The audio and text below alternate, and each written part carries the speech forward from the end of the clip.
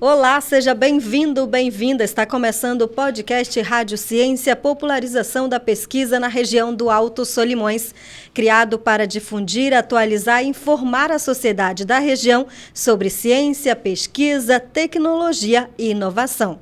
Eu sou Kátia Franco e neste episódio vamos falar sobre redes de abastecimento, feiras e mercados na faixa de fronteira Brasil, Peru e Colômbia. Projeto aprovado no edital número 003/2020 Painter-FAPEAM. A professora Antônia Ivanilce Castro da Silva é a nossa convidada de hoje. Ela é graduada em Engenharia Agronômica, mestra e doutora em Ciências Ambientais e Sustentabilidade na Amazônia. Professora do Instituto Natureza e Cultura, Universidade Federal do Amazonas, campus Benjamin Constant. Residente e professora há 12 anos na Tríplice Fronteira do Alto Solimões e atua como pesquisadora desde 2001 na região, desde a época que era estudante de iniciação científica do curso de agronomia em Manaus. Seja muito bem-vinda, professora. Qual a história desse projeto, professora, que fala sobre feiras e mercados e quem é que trabalha? Olá. A história vem desde o tempo que a gente trabalhava no projeto, nos anos 2000, e falava com os agricultores por radiofonia.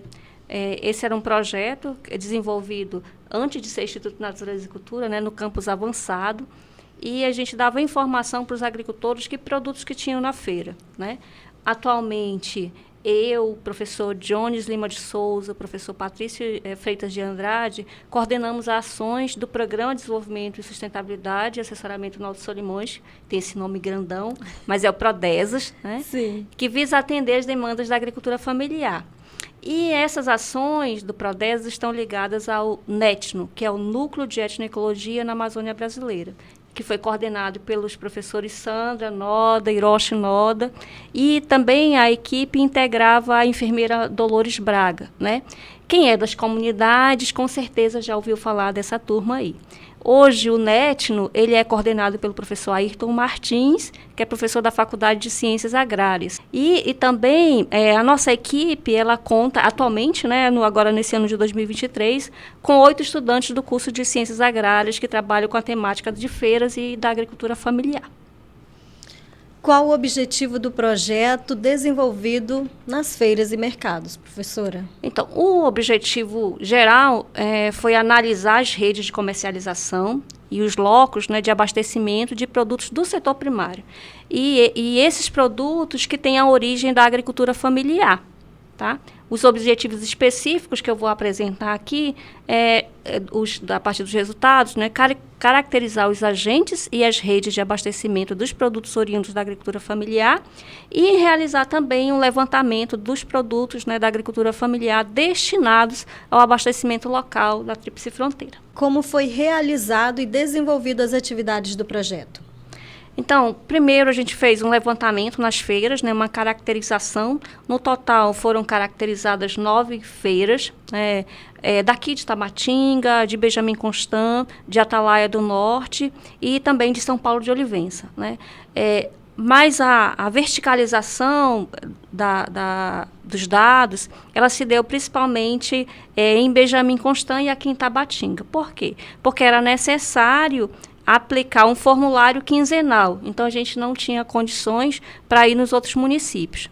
Mas aí a gente fez essa aplicação desses formulários aqui em Tabatinga e Benjamin Constant. E esse formulário tinha perguntas sobre quais são as espécies que eram comercializadas, as espécies ou produtos, os preços de compra, de que forma era vendida, e informações sobre os agricultores e agricultoras.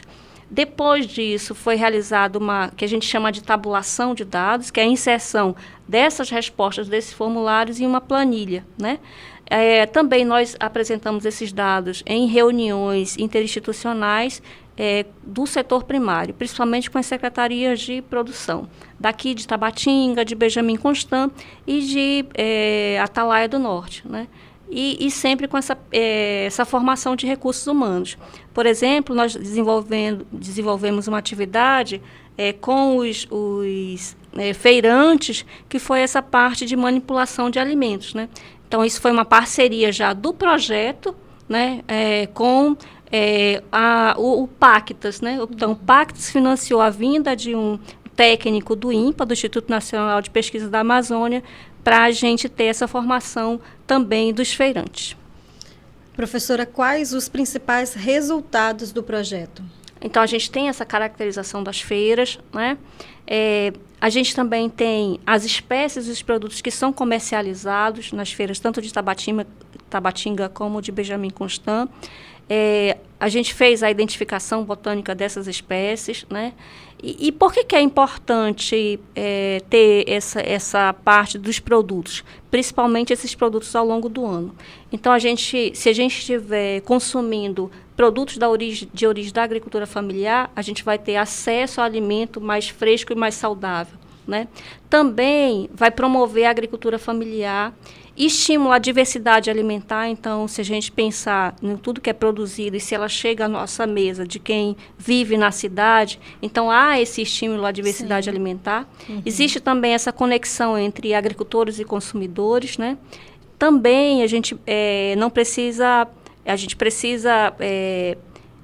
verificar a importância do estímulo à economia local, né? E essa redução de desperdícios de alimentos. Se a gente for pensar agora, por exemplo, que a gente está vivendo uma seca extrema, né? Então, qual a importância da gente ter produtos da agricultura familiar? Por exemplo, em Benjamin Constant, a gente está vivendo um certo isolamento. E esse isolamento prejudica o abastecimento. Sim. Então, entender como funciona o abastecimento local, ele é essencial para a gente pensar políticas públicas adequadas. Então, outros resultados, né, que a gente chegou foi identificar quais são os agentes sociais ligados à feira, né? Quando a gente pensa na feira, a gente sempre pensa no agricultor que está vendendo, ou o próprio feirante e o consumidor. Mas a gente identificou 17 agentes sociais que estão envolvidos nesse processo de comercialização. Isso é bem interessante para a gente pensar a economia local, né? Sim. Desde a pessoa que carrega, que transporta, mas tem o mototáxi que está ali próximo, tem vários sujeitos sociais que estão envolvidos nesse processo de comercialização, estão próximos à feira, né? Outro resultado que a gente chegou foi as formas e etapas da comercialização. Então, quais são as etapas? Desde quando chega preparado esse produto para vender, se ele vai ser vendido por unidade, por fatia, né? O que é muito comum aqui são a gente encontrar os sortidos, Sim. né? Então, a gente viu quais são essas formas e essas etapas de comercialização. E a rede de abastecimento na Tríplice Fronteira, né, ela é abastecida por agricultores familiares, indígenas e não indígenas. Uhum. Aqui a gente tem a Feira Ticuna, né, e nessa Feira Ticuna a gente identificou qual era a origem dos produtos. E basicamente de Umariaçu 1 e 2 e da área de assentamento também. E na Feira das Verduras, que é também aqui em Tabatinga, o que a gente observou? Que cerca de 50% do que é comercializado vem do Peru, né? Então, a gente também, nisso, vai observar uma fragilidade, uma vulnerabilidade socioambiental nessa questão, e inclusive de segurança e de soberania alimentar na questão do abastecimento, né? E outro resultado, a gente tem esses mapas, foram construídos esses mapas cartográficos dos locais de produção. Então, se você me perguntar, Iva, de onde é que vem a banana? Eu vou olhar lá nos meus dados e assim, olha, a banana que é comercializada na feira de Benjamin Constant, na feira dos agricultores familiares, vem dessas comunidades. Então, a gente, com isso, pode facilitar o atendimento da extensão rural. Sim. Professora, eu vi aqui que a senhora, ao comentar, destacou que a maioria desses vendedores, dessas pessoas que trabalham nas feiras e nos mercados, são agricultores familiares indígenas e não indígenas. Não é? Há incidência de estrangeiros que também fazem essa comercialização nesses locais? Na feira, por exemplo, de Benjamin Constant, né, a gente vai observar tanto agricultores indígenas e não indígenas, e também as pessoas que vêm dos ramais, né? E hoje a gente percebe, né, que tem sim pessoas do Peru que também comercializam. E isso, né, a gente precisa olhar, mas que existe até um certo conflito, né, entre brasileiros e peruanos. Se a gente for observar não só nessa área do abastecimento, mas em diversas áreas, então a gente ainda precisa olhar. Mas aí eu chamaria atenção para 2 elementos. Um é essa questão da competição, se a gente for pensar em termos de produção e abastecimento, mas, por outro lado, a importância dos produtos que vêm do Peru. Né? Então, se a gente for pensar aqui, a gente poderia ficar desabastecidos se a gente não tivesse essa oferta que vem do Peru. Então, a gente precisa olhar com muito cuidado para essas pessoas que contribuem significativamente no abastecimento da região. Sim. Um outro questionamento que também nessa pesquisa a senhora deve ter verificado é a questão dos atravessadores, né? Muitas dessas pessoas que vendem esses produtos nas feiras e mercados, elas compram já de outros, às vezes até de terceiros. É assim que funciona, professora? Então, a gente vai ter, por exemplo, as feiras de agricultores, a gente vai ver quem produz e leva direto ao consumidor. Para venda, isso. Para venda. Mas a gente vai ter, sim, esse que a gente denomina de atravessador, né? Sim. Aí também a gente precisa olhar com cuidado para esse atravessador, que a gente tem um estigma que é uma coisa muito negativa, né? Mas, por exemplo, para um agricultor que vem lá de uma comunidade, vou dizer, digamos, de Nova Aliança ou de Belém de Solimões, para ele vem com a sua canoa cheia de melancias, não é interessante para ele ficar o dia inteiro e ele não existe a certeza de vender o seu produto naquele dia, né?